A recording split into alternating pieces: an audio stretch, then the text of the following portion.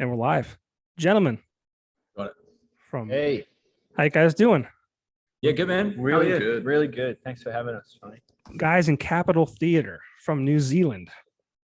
Absolutely, yeah. You might be my furthest away guest, but with the internet, we're in the same room, which is awesome. It's so good. It's beautiful. Yeah. Thank God for the internet, right? Oh yeah, it's caused a lot of good. Some people say it's caused a lot of harm, but I think in general it's good. It's brought the world closer together. Information's a lot quicker, you know. It's definitely a blessing and a curse. I always say that for sure. Yeah, because you would be of generation that would remember not having the internet on your phone, right? Oh yeah. I think I had internet in my home when it was 95, so I was like 13 or so, 13, 14. That was a big deal, right? And the first time you get like a connection. Did you have Oh, like yeah. online? Oh yeah, the whole beeping and squealing and You know what's Yeah. awesome? You know the Get Back Beatles doco. I was watching a bit more of that. You gotta pace yourself on that. But the cool thing is, the cool thing about it though is you see them. They're all sitting around and they're like waiting for John Lennon to turn up. You know, he gets here at midday. But so they're literally just sitting around in a group drinking cups of tea. And the thing is, you don't see anyone occupied with anything else other than the conversation, or maybe someone's reading a book or something. Or paper. Yeah, paper. But it's such a stark reminder that back then they had each other. We were more present. And they're trying to call John Lennon and his phone's engaged, like he's constantly engaged, so he's got it off the hook. How cool would that be? I'm off the grid. Just put it off. I mean, wish you could take this thing off. You know, there's this amazing feature called Do Not Disturb. Oh yeah. Oh yeah. Turn it off Yeah. and throw it away. it's hard not to though. I mean, like I'm glued to my phone, whether it's for work or for helping to promote this and things like that. It's so hard to put it down, and it's a real shame. I'm of the age, and I already kind of alluded to that, but we went outside, rode our bikes till it got dark out, and went home. Yeah. And if we weren't home, we weren't home. It was great. Yeah. And you always made it back pretty safe. Always made it back. I'm still here to this day. Yep. On the milk cartons about the missing kids. But I mean, imagine if we went through, a worldwide pandemic without the internet. I mean, I don't know about you guys, but I did a lot of shopping from my phone. A lot of, I don't think home. people would be as scared. I think it would have been maybe more propaganda could have come out. You never know. Because your only source of truth would have been the newspapers, right? At the time. So you'd just believe whatever the newspaper read. And you can't trust that. No. And there probably wouldn't be like two polar opposite kind of viewpoints on the news. I wouldn't imagine. No. Yeah. It's much easier for information to obviously get shared, either, and good information and bad information. So, you've got to be wary of the sources that you're consuming. I mean, this might be a Zen question, but if there was no internet, would the pandemic exist? Right? What if we didn't know about it? Yeah. We were just like, oh, I got a cold and I got better. Sweet. Yeah. Well, you mentioned good information and bad information. What are your thoughts on Will Smith versus Chris Rock? Real or fake? Oh, it looked like a punch more than a slap. My observation on that is if it was orchestrated, I think it's 10 times, 20 times worse of an examination of celebrity culture than if it was genuinely Will Smith getting emotional and hitting someone. That's still not condonable, but if it was orchestrated for attention, I think that's really sad. Oh, do you think that there's this theory that it was scripted? Potentially. I mean, my thing on it is if anyone said that and I was that pissed off, not that what he said was, I didn't really listen to that, but if you got worked up enough to walk up onto a stage, you're going to punch someone in the face rather than slap them, right? Oh, it sounded more like a punch. It was definitely a slap. It was definitely a slap. Slap. I heard it like a oof. Nice floor stamp, man. What I hate WWF. what I hate the most about this, and I suppose like if we talk about like what happens out in the zeitgeist, the fact that the internet where's that? that is everywhere. Okay, cool. It is everywhere. It's what is kind of popular culture, or what is the flavor of popular culture at the time. And I think we have gone, as musicians, we've gone through a very tough time of understanding, what happened to Taylor Hawkins and really absorbing that and having that filtered through. And then all of a sudden, the next day, the internet's awash with this stupid act, and here we are talking about this stupid act. And I just really don't like that even with what's going on in Russia, obviously, like there's so many more important things to be talking about than the stupid act from the celebrity who couldn't control his temper. And then also just bad comedy as well. It wasn't even a good joke. So you've got bad comedy, bad celebrity behavior, and distraction from fucking great music like ours. Yeah. And then on topic, you've got 3 Men in Black. Oh, wow. And he's got dark sunglasses on. Yeah. There you go. I don't know. Conspiracy. I don't know if we want to stay on this. Well, actually, we segue to the Matrix. I just read this declassified CIA document from 1983. It's been out a few years now, and it's about how you can like meditate and go to different worlds, and it's called remote viewing, and it's where the Americans were thinking about getting the army involved to basically deconstruct nuclear weapons, spy on the enemies. And it's kind of scientifically proven that one can deeply meditate and kind of self-hypnotize themselves to go into other dimensions. And so I've been practicing that. Had some trippy dreams, but I don't think I've quite reached the other dimension yet. So was this a segue from a conversation we were having, or is this how you? In my dimension? You're in a different dimension. It was working. Yeah. You're going over to Johnny's place in Pennsylvania. No, but Is that what you're trying to do? I was. Yeah. No, but back to Will Smith. Why the hell did he laugh at the joke, then hit him? Yeah. If you look at that, he looked genuinely pretty. He got. What do you reckon? Initially, I was on the side of this is fake. It's planned. These networks need all the attention they can get. The Oscars had terrible ratings. It's what simple supply and demand. How do we get demand for the attention for the Oscars? We create the supply of drama, right? I was for days. I mean, I posted a comment on Facebook, and I had almost 100 comments back and forth with people, saying I was wrong and how dare I, and I'm just like, I just thought it was fake, whatever. But now, I mean, as people are apologizing and things like that, it's like, man, if this is fake, I mean, they're really going with this story. So it's like, maybe it wasn't fake. I don't know. I think the normal conventions of law should have prevailed in this instance. So I think that Chris Rock should have pressed charges for being assaulted, because I think precedents that get set in these kinds of scenarios are very kind of global reaching. For example, now, is it fair game for anyone that gets offended by a comedian live on stage to go up and slap them? Yeah, there should be consequences. You can't just go hitting people. Well, that's what I thought. I was like, he's not even being removed. I mean, like, what's going on here? You can't go around just doing. You get canceled for doing anything. You'd get but you can go out, and punch someone and be like, oh yeah. It seems the information around it seems odd, and his reaction to it, like, I don't know anyone that would just and be like nothing happened almost. Maybe it was just shock. I don't know. Yeah. Shock. I don't know. But I mean, enough about that. Anyway, I mean, talk about a new album, The Slap. we're here to discuss better things than that, more important things, and that is the band Capitol Theatre. Like I said, from New Zealand. Thank you for doing this. Thanks for joining me. I talked to a lot of musicians, and it's really always I focus a lot on my little area in Scranton, Pennsylvania. I've had the pleasure of talking to guys from Breaking Benjamin and Tantric. I talked to the lead singer from the Verve Pipe, Tiger's Jaw. I'm not sure if you're familiar with any of those, but so I do get an opportunity to talk to bigger artists and who have a bigger reach, and it's always really enjoyable. So thank you for doing this. It always helps kind of I don't want to say validate, but legitimize what I'm trying to do, and having artists with a bigger reach kind of bring exposure to the smaller guys too. So it's really a great thing. So long story short, thank you. Oh, you're welcome. It's our pleasure.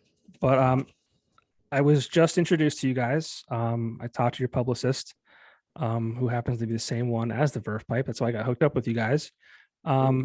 And the minute I started listening to your music, I was hooked. And I'm not just saying that because you're looking at me, I'm looking at you. I mean, it's some really great stuff. So if you can, just please talk to me about, who Capitol Theatre is and all that kind of good stuff.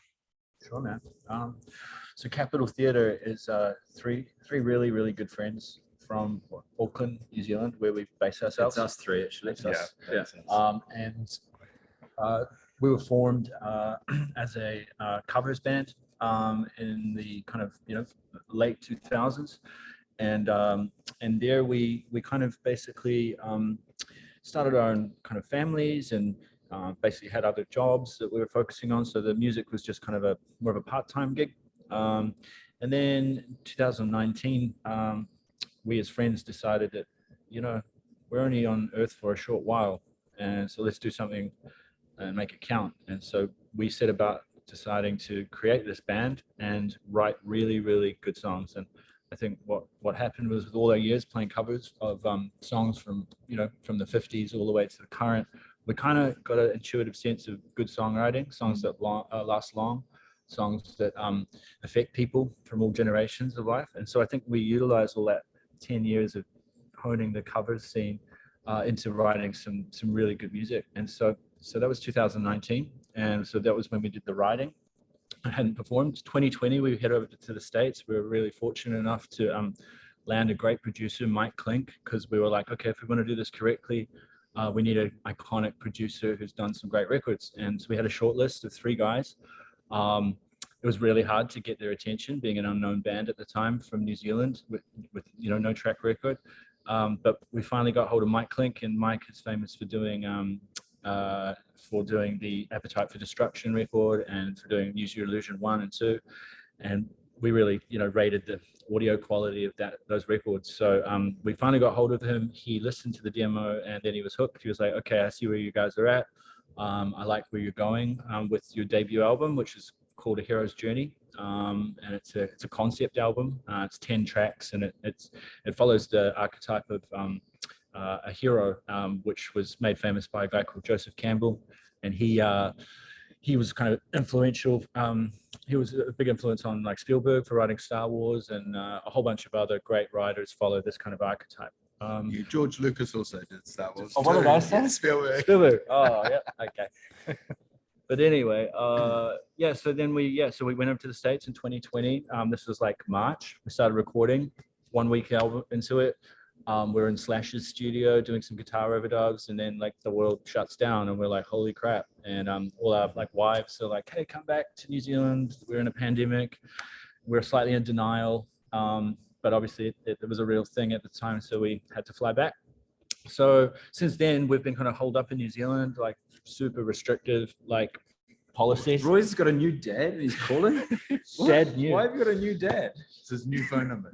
Anyway. So basically for the last 2 years, we finished recording the album remotely. So we hired a studio here, which is owned by a guy called Neil Finn, who he's like the guitarist for Fleetwood Mac, and he's been in a band called Crowded House.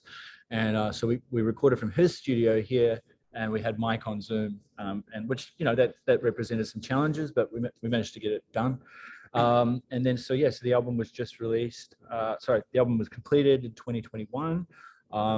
And since then, we've had the odd setback in New Zealand, because as I said, with the super restrictive quarantine measures, like no one's been allowed to fly in or out of the country without like being in a quarantine camp for like 14 days. And it's been a struggle to be a band anywhere during COVID, but New Zealand's been very restrictive. So we did our best to make do with the situation, and we just focused all our efforts on marketing and growing great content and making good music videos.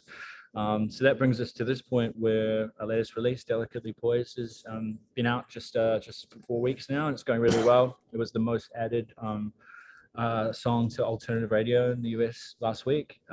It's well over 2.5 million streams on YouTube, and it's the 6th most played rock song in New Zealand at the moment. And it's starting to really build, which is so cool, because at times it's been really tough for the last 2 years. Ever thinking, is there a way out of this? Are we actually going to achieve what we set out to do back in 2019? And now we're heading over to the States on the 20th of May, which is our first time being overseas, and I can't wait to get back there. And we're going to go right into album 2.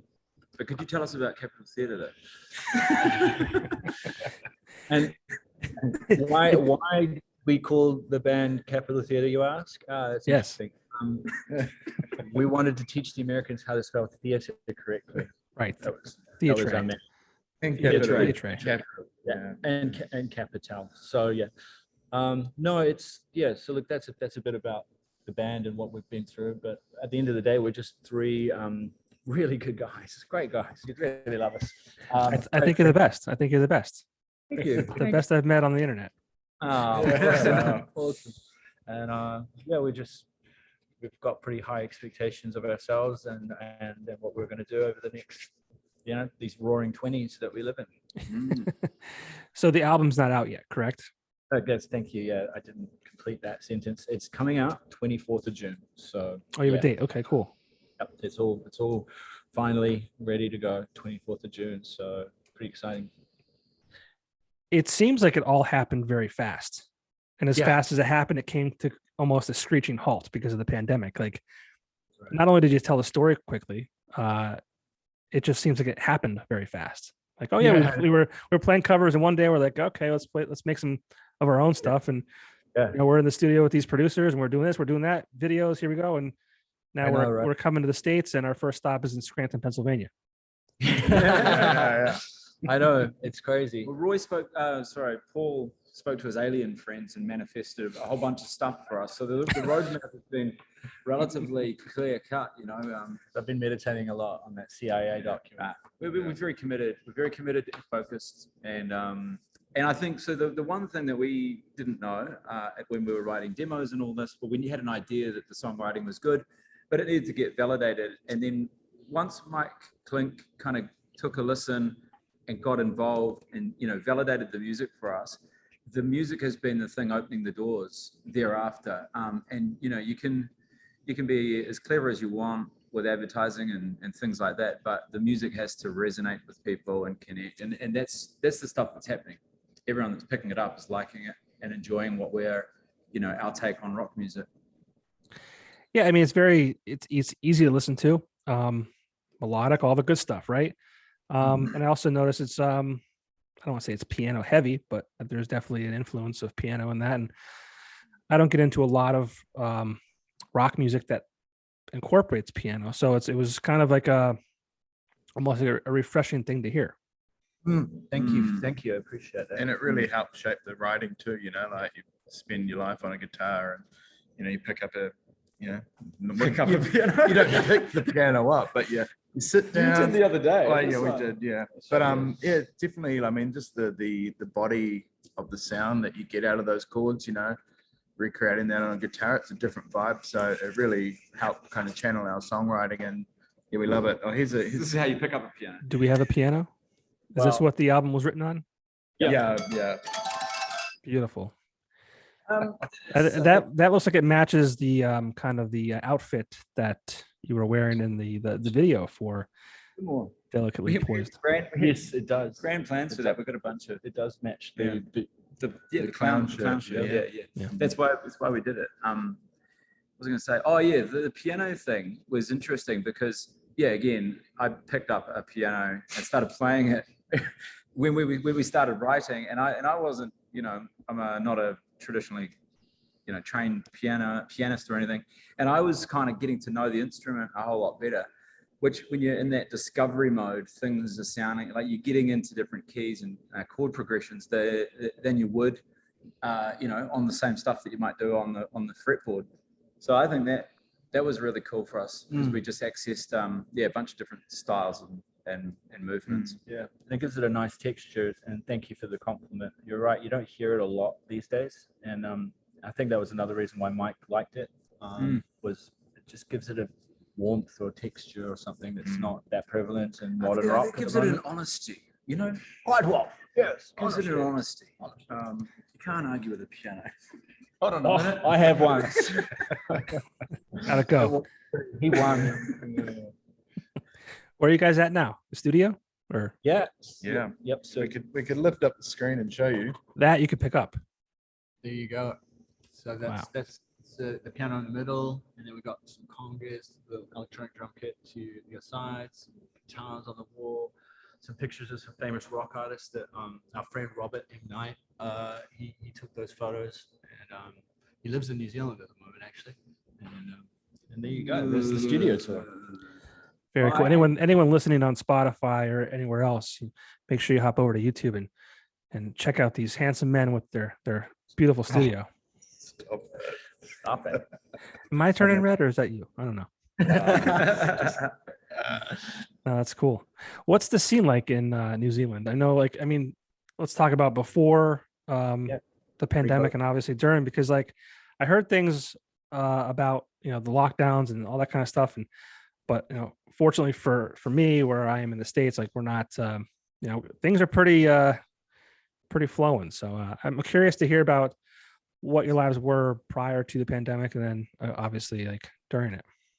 Yeah, I guess. Thank you for the question. Well, I would say though, quickly, we were hitting our straps as a live band and starting to book big shows, and all of the major shows that we've had, which would have been to big audiences, you know, festivals and things. None of those have. A couple have happened, and at the moment, for example, we've just, as of like 2 days ago, lifted the outdoor gathering limit to unlimited.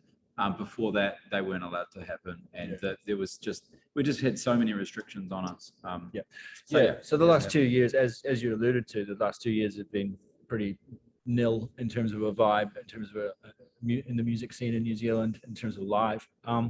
But yeah, it's quite disparate. I mean, it's a small country, right? 5 million people, but then there's different cities. So we live in Auckland, which is the biggest city. It's about 1.5 million. But then you got the Wellington scene, which is maybe 300,000 people, and there's a Christchurch about 300,000. Then there's Dunedin. So there's all these little micro scenes. But yeah, I feel like it's I feel we're kind of a bit more outsiders in some ways because we've come at it at a different, you know, angle than like the traditional scene.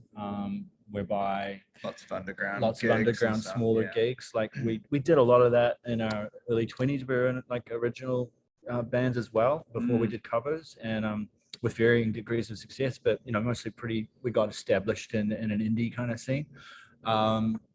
But yeah, but the scene, if I looked at it objectively, I'd say that it's there's a really good underground indie kind of scene. Very loyal, and then there's a very big, like, then there's a pop scene, like it's quite disparate, where you've got, you know, artists like Lord or Benny getting kind of major kind of pop attention.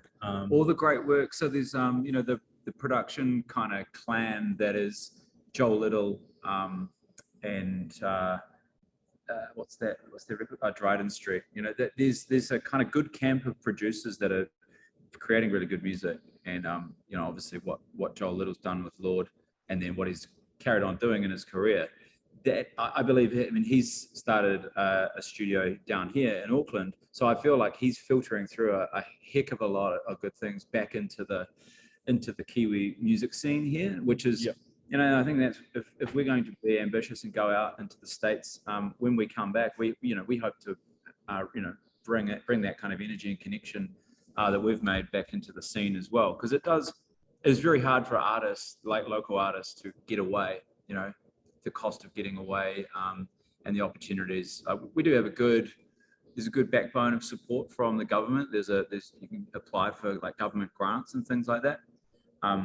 But yeah, to actually create international pathways and things like that, that's what we've been forging just on our own, which is, we've been just learning along the way. But we hope to you know, help those pathways as we go for other bands. Where is your first stop in the States? Los Angeles, California. La La Land. Yes, La. Yeah. So that's where we'll be recording. Album 2, which is going to be so much fun, and we're taking the traditional Guns N' Roses approach, which is utilizing the same producer for your second album as your first. So who also produced that? And luckily for accommodation, we're actually staying with Will Smith's auntie and uncle in Bel Air. Yeah, the internet has had so many great memes through the whole thing. That's been at least a positive out of the whole thing. My favorite was the Fresh Prince. Yes. That was good. Yes. It's going to be good. Like this will be, to get to a studio again, and with a very good friend now, Mike. I mean, we've now known him for 2 years. in some points quite, every, daily communication. So to go back into a studio and have that whole process from start to finish for us with him, It's going to be so good. it'd be amazing. Can't wait. It's so cool to hear you guys talk about, you're ready, you're gonna write your second album, and your first one's not even out yet. Yeah. I mean, it's been done probably for a while, right? But Yeah. all I things guess considered. just, with Yeah. the modern kind of like day and age, once you get a bit of attention on you, there's kind of an expectation to kind of feed the content beast. So we figured we'd be on the front foot and not have that second album pressure, So we're really proud of the bunch of songs that we've got together, and we're hoping it's going to be even better than album one. So. How do you guys feel about having to constantly push out content? I mean, I don't know how old you guys are. You're probably younger than me, but back in the day, you would release an album, you'd have 2 or 3 singles from that, you'd have videos for it, and that would like kind of run for a length of time. Now it's every 6 weeks you got to put out a song and a video, and you're constantly have to be on your social media. I personally don't like it because I am like more probably similar in age to you, and it's not my native thing to be glued to a screen and constantly addicted to how many people are liked to my posts. But I think we've come to the realization that's how the industry is now. That's what people want. Fans want to really know you. They want to engage with you at a much more granular level than what, say, the artists of the 90s and the 2000s could, where they, like you said, just put out 3 albums. You might read about them in a Rolling Stone or something, and then they were just kind of mysterious. Rock stars used to be kind of just cool and mysterious, but now it's like you got to be like a Kardashian. It's like you're on all the time. People want to know everything about you, and so it's different. That's how I feel about it personally, but I think it's a necessary kind of evil. But if I had my way, I would just play drums to a stadium of 60,000 people every night. They know all the songs. Speaking of drums, we touched on him earlier, Taylor Hawkins. Was he an inspiration for you and all of you guys? And I met him when I was 17. My old band opened for them when they were just playing like a town hall. It was the Color and Shape tour, and I was actually kind of jealous of him, to be honest, because he was friends with Dave, and I wanted to be friends with Dave when I was a kid. But Dave came up to me after that show because we opened for them, and he was like, "Hey man, nice drumming." And I was like, holy fuck, like that was the first time I've ever been starstruck, and only time. And I couldn't say anything. I was like, yeah. But then I finally did say something, and I was like, you're the reason I play drums, man. And he was like, okay, dude, I gotta go. See you later. I was like fanboying all over him. So Didn't he tell you that he loved your cymbals? He loved my cymbals too. Yeah, sure. I was kind of poor back then and just had a shitload of broken cymbals, which I'd reuse. And he thought that was pretty cool. So. What a tragic loss. It's disgusting. It's really, really tough because obviously that band meant so much to so many people. And obviously also just the actual the loss of life and the effects that has immediately for his family and everyone that loves him, more than just fans or whatever. But it's a pretty big moment, for everyone to take stock of what it actually is also like to be in that scene as well. I think it's like it can really fuck with people, right? You gotta wonder though, like there's gotta be some issues. Like if you're in like one of the most successful rock bands in the world, and you're touring with your buddies, and like you've got some money, why is it that you need to have other things, like drugs and alcohol to enjoy yourself? And that's sad that's a thing. But it's been happening for years. Forever, yeah, with rock especially. And you never know what's going on with anyone unless you're them, and sometimes they don't even know what's going on, right? So it's challenging. But I think the thing for me, like when I heard the news, I was just, I don't know, like you hear of a lot of artists that we know, don't know personally, but that they pass away, and it's like, oh, that sucks. But with this one, and I think you guys are probably all the same, like it felt Felt like a brother died or something like that. Like you just stopped and went, fuck. And days of just, then you kind of go to yourself, hang on, I never met this guy, or you did, but you know, like I didn't know him personally, but you almost feel like you had some kind of major connection with the guy. And you know, and then you start, you know, sort of feeling for Dave as well, and that, you know, what he's been through in his life. So it's pretty traumatic, but It was that I didn't cry like I cried when I found out Kurt Cobain died. Like that was pretty emotional for me. Yeah, I'm glad you mentioned like you didn't know him, but you had that impact. And like I saw the Foo Fighters once, unfortunately, just once. They were top 5 favorite bands. But with Taylor, he was always smiling. Like he just always had that big smile on his face. So like he felt like he was your buddy. Like you felt like you knew him. And it's weird because it happened. I was actually in Atlantic City.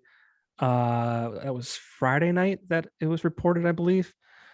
And it happened, and like I was still like kind of bothered by it for like days later. And again, I don't know him.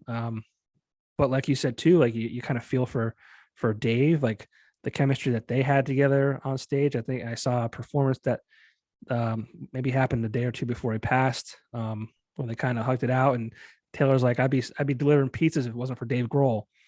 And they switched roles. Like Dave went to play the drums and Taylor came and sang, and it just seemed like they had that brothership. And obviously you guys can appreciate that because you're in a band together and do a lot of things together.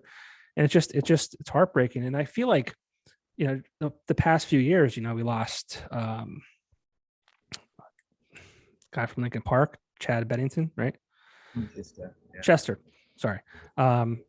Chris Cornell, just a lot of big losses in the past, handful of years. Yep. Well, death is a thing, and it's going to happen to all of us at one point in time. And I guess we don't know when that is. No, you just got to make the most of every day and don't sweat the small stuff. And just if you were to pop off tomorrow, make sure today's, one of the biggest days of your life. Right. It's sad how you kind of don't realize that or think about it until you get older and you're on that other side. Like I'm almost 40. So I just recently, I keep thinking about, I'm almost 40 and I say, let's say I live till I'm 80. So my life's like, that's good, right? Hopefully longer, but let's just say 80. So my life's halfway over, right? And then how many of those 40 years are going to be good years in that, there's no hip replacements or no, knee blowouts and things like that. Like how many of those are good years? What, 15, 20? Like it's kind of scary to think about. Yeah. And that's the thing, you can get bogged down thinking about heaps of stuff like that. But, I've just kind of taught myself to kind of just think about today. Obviously, plan for tomorrow, but because you don't want to miss a meeting or something, but, enjoy today. You should put that on a wall, like a wooden block. I'm kind of like, I enjoy the week. Nice. Yeah. But make the most of today. Which affects today, plan the week. Yeah. Because I've been meditating to aliens. I'm not as scared of death. No, I don't think. I believe that we are eternal beings of light, and this is just a flesh suit that we use for 80 to 100 years, however long you want to be in it. And then our bodies decompose, but there's an You can awareness. definitely strengthen your relationship with the cosmos, with the universal kind of energy. You can strengthen that as a human, like you can channel it a whole lot more while you're here, and then you'll be like, Get used to it. Sweet. When death comes, I've got all these friends out Yeah, there. exactly. People do that in various ways. Yeah. I think, and that's why religion is a good thing for some people, because it gives them a sense of, removes that fear of death. It's kind of like, oh yeah, I'm gonna go do something else. If someone has something to believe in, then maybe that can just help them through a tough time. Yeah, I think it's cool how people can kind of latch on to things like that. I used to be religious. My dad passed away when I was 22, and I kind of had like a whole like thing with God and why me type thing. And you know, it's just I lost a lot of people with like a year span. I'm kind of like, you know what? Maybe I need a break from this whole Yeah. religion thing. I don't know. It's Yeah. weird. Yeah, there's so many different types of religion, isn't there? There's so many Yep. different people involved, so it's hard to paint it with a broad brush. But yeah, sometimes bad things happen in life, but then sometimes good things happen. So trying to make sense of the chaos, and I like to think that you are in control of it by your thoughts and feelings, and being conscious of what you want to have happen, manifest, and try and focus on the outcomes that you want by imagining shit in your head before it's happened. And that served me well for pretty much everything. If I look at all the key successes or things in my life that I've wanted to achieve that I really had a bit of faith in, it was all done in the imagination first. It's kind of like securing Mike Clink. You know, we'd only just started writing. We kind of had a bunch of songs, and for a brand new band, we did a little group meditation just on the went- boat, didn't we? Say, we just let's believed just we imagine could. we've got them. We believed we could do it, and it just worked out. Yeah. Now, if someone never heard of Capitol Theater, and you had to describe yourselves as like, what kind of band you were, what kind of music it was, what would you say? So like, I'd say like Nirvana was like having sex with the Killers, whilst the Eagles were kind of playing guitar in the corner while Tom Petty was peeping in. Don Henley's writing. Have you been asked that before? Yeah. And I've said that answer pretty much before. Scripted. Yeah. Yeah, in terms of a genre, we're obviously alternative rock. The album spans across quite a number of different rock genres, but essentially it's this is going to be a bit confusing, but it's kind of classic, modern, melodic, alternative rock with a flavor of Adam Stevenson. I like that. And sushi.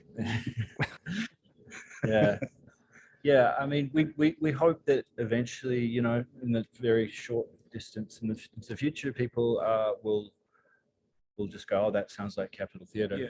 As opposed I think when to we can Capitol play- Theater sound like this, and this, and this.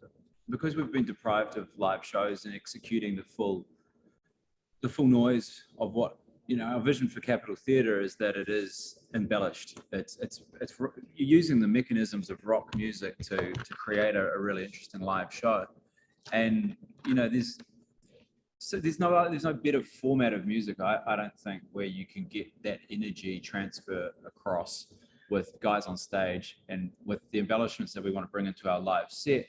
We want to make it like a rock circus. We want to have people really feel the Capitol Theater vibe.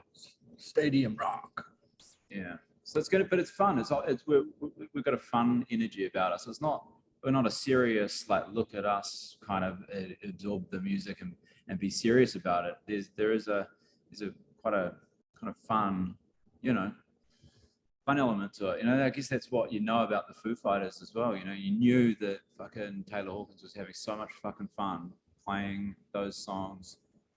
He just exuded it, and that's a great energy to broadcast out to the world. And being extremely genuine, like writing music you love rather than writing music that you think you have to write to be successful or whatever. And you can see that in an artist when they're performing on stage, whether they're passionate about their music or not. And that's often the make or break between a successful, especially rock music, or not. I mean, I'm a nobody, but I think you guys have a bright future. Thank you. You're Definitely not a nobody. You're a guy with a successful podcast and a sick ass brick wall behind you. Yes, my home bar. Yes. I mean, you've got a home bar. What are the not everyone has what a are the home bar. trophies for? So yes, thank you for asking. That's cool. I have a couple trophies. I used to have a radio show. So I won a few awards for best radio personality. I mean, when those were voted on, by your peers and by, the local band and artist scene. Like I was doing a show like once a week for an hour.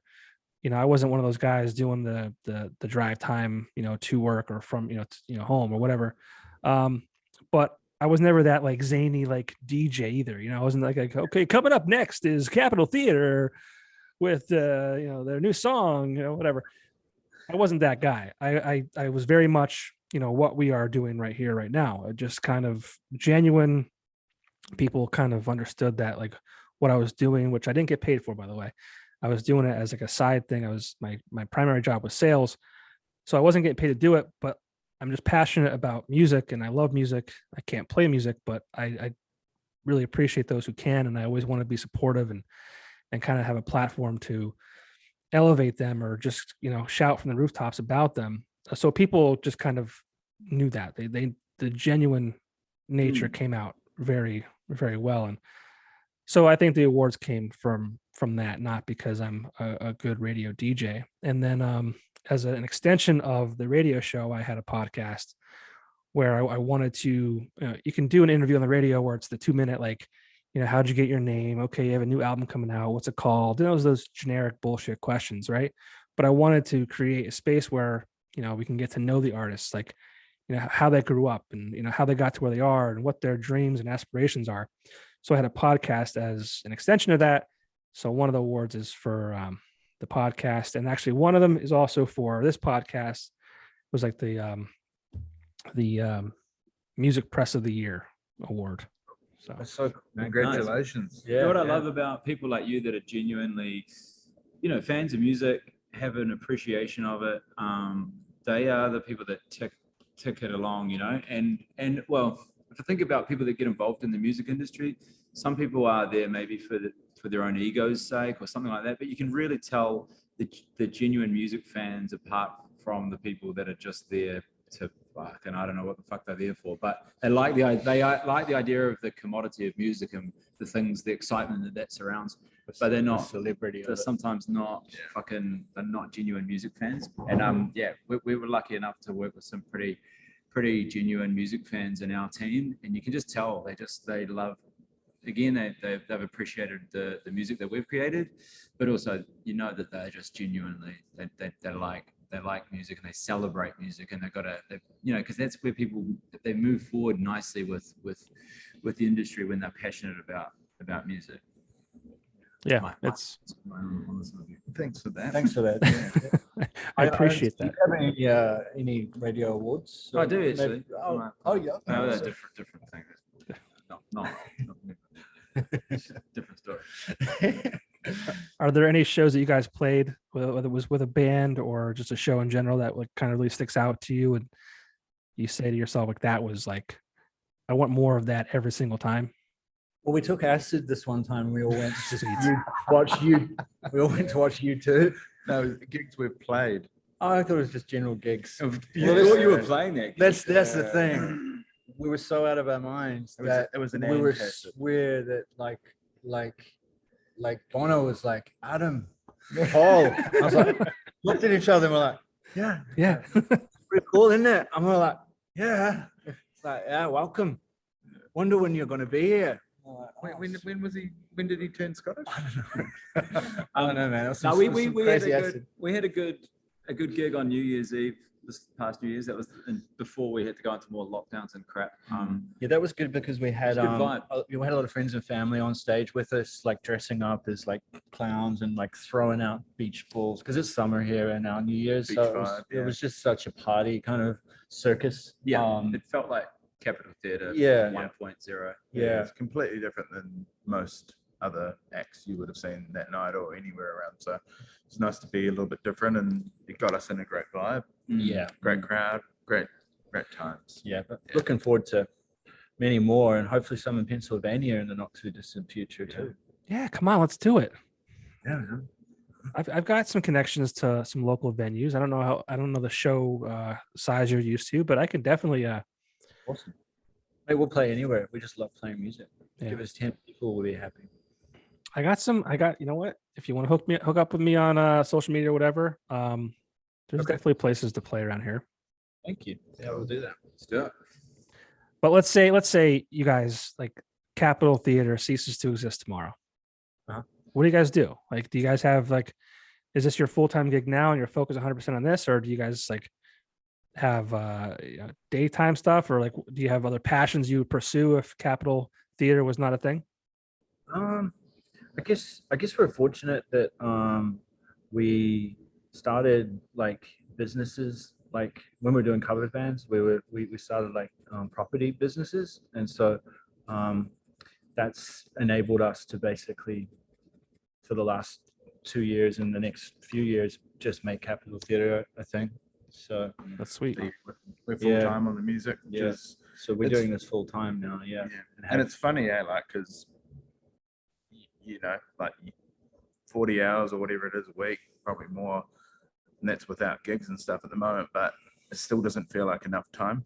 So you're like, for many artists that are working day jobs and then trying to do the band thing outside of that, it's pretty intense. Yeah, because we're our own label as well. We're kind of doing everything ourselves on it in an indie way, but at scale. So it's kind of like we're kind of running a record company kind of as well as being an artist. So it takes up a lot of time. Let's sign this band.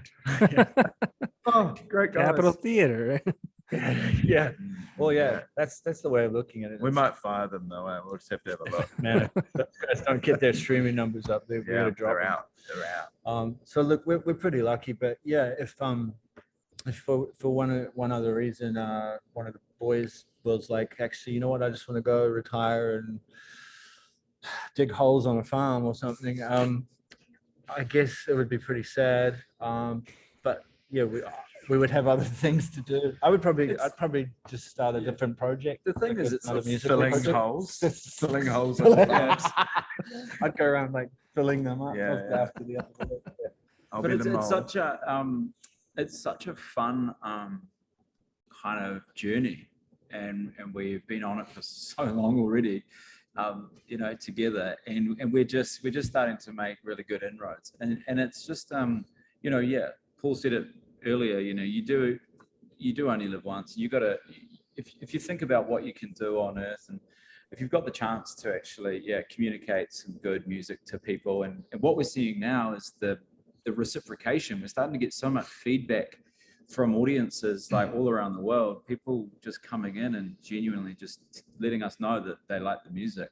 And so there's a whole world out there where we can actually go and connect with these people, and we can, I just think there'd be nothing better than, going out and playing, having a conversation with, 10, 20, 30, 40, 50,000 people, and enjoying that space of music and time together, Cool. Have you ever tried talking to 50,000 people at once? No, well, what you do, key thing is you get a big fucking sound system. Oh, is that what you do? And Usually don't give each one of those 50,000 people a mic, microphone, yeah. because No. that could be really Yeah. chaotic. Yeah. What's the limit on a Zoom call? We could probably invite them all in, right? Yeah. 50,000. Wonder what is the Find out. I don't know. I don't know what the limit is. I pay for the monthly fee, so I get to You must hopefully have have more the than Yeah. So, well, seriously, though, if you're ever in the States and you're ever in Scranton or around Scranton, Pennsylvania, and you're not playing a show, I would encourage you to swing by. I work at a screen print shop. It's like a punk rock vibe and stuff like that. So at least swing by for a visit. Awesome. Sweet. I'd love to do that. Yeah. Cool. Thank you. Don't lie to me though. I'm not lying. We'll definitely If you could just formalize the contract, we'll have our people look over it. Scranton, PA, resume right past. Yeah, cool. It's locked in, I guess. So one-time visits to the Punk punk vibe. rock Yep. screen printing. Axelrad screen printing, yes. Right. Yeah. Does sound cool. Cool. We can put that in our schedule. Yeah, put that on the books. Itinerary. No, seriously, man. Like we will definitely, Well, we're going. Yeah. So we we're will going to remember be. you. I was just checking the geographics, but we're going to be in Cleveland for a showcase in late June. Then we're going across to somewhere in Columbus. Yep. Okay. So then we are actually needing to go across to. Where are we going? The United States. Oh, no, we're going up. We're The going to United States of Wisconsin. America is a very big landmass to what we're used to. So Yeah. It really is, Yeah. yeah. Yeah. In New Zealand, there's a part where you can drive across coast to coast in less than an hour. There's the skinny part of the Where's island. Chicago? No. It's just Yeah, you got to head to like across, go from Ohio and then travel like through Pittsburgh, make some stops there. Keep going. You'll have to stop at Scranton. You're gonna go to Philly, New York, all the good places. I mean, Scranton is the home of The Office. All right. The American version, not the Oh, British. is version. it? All right. cool. Yeah. We could Got that vibe. we could fly. It Yeah. might be quicker. Yeah. Well, you can run. I mean, you can run. Yeah. Yeah. Yeah. So you screen? What kind of things do you screen print? Like, Yeah, like anything. Yeah, t-shirts, hoodies, Sweet. all anything you can. Might have to get Put some it- custom stuff made. Yeah, I don't personally screen print, but I could definitely. We'll bring it in. We'll do a custom shirt for you guys. Oh my and god, then that'd be send you off on your way. You can sell them for lots of money. sweet. Yeah. Sounds. Perfect. Thank you. Sweet. How can it stop? Yeah. Yeah. Well, I don't want to keep you guys much longer. It's been almost an hour now. I know you're very busy. You probably have better things to do than talk to me. So I just want to say thank you again. I hope to see, Capitol Theater in the big lights, the bright lights, as they say, right? Thanks, man. But Yeah, as long as I can see the logo and see us, I think that's important. Not too If bright. you're doing a show and whatever, we'd like some lighting. So just some of our key requirements, PA, as we talked about, lights, lights, and just Audience. audience. Dude, I'm telling you, I got places you can play. Sweet. Thank you. I can't tell you that the fee of the pay will be great, but let's talk about it. It's all about the experience, man. Yeah, well, you guys need to get paid too. So, well, guys, best of luck this year. I'm looking forward to the full album coming out. You said June 24th, Got it. which is A Hero's Journey, correct? Got it. That's the one. Yep. Capitol Theater. I'm assuming it'll be on all the streaming services. We have like hard copies with you to when you're traveling through. And Yep. There's going to be a limited run of like 300 blue vinyl. So if you'd like one of those, let us know your address and we'll send you one. But apart Wow. from that, it's just going to be all on the DSPs. that's sweet. That's sweet. Yeah. Well, guys, thank you again so much. I'm really, really happy to talk to you guys. I'm excited for the album, like I said, and it means a lot to me that you took the time out of your day to hang out with me. Oh, No man, worries. we really appreciate it. Thanks for your time, Johnny. Yeah, thanks for your Yeah. time, man. When this goes up, I think it'll probably be maybe next week. Of course, I'll tag you guys and I'll shoot you a DM or whatever, let you know it's out and in the universe, and my 5 listeners will hopefully subscribe to your pages as well. They Thanks, better. bro. All right, thanks, guys. Appreciate it. Keep it up, Awesome. Keep it up, All man. right, take care. See ya. Cheers. Have a Bye. good one.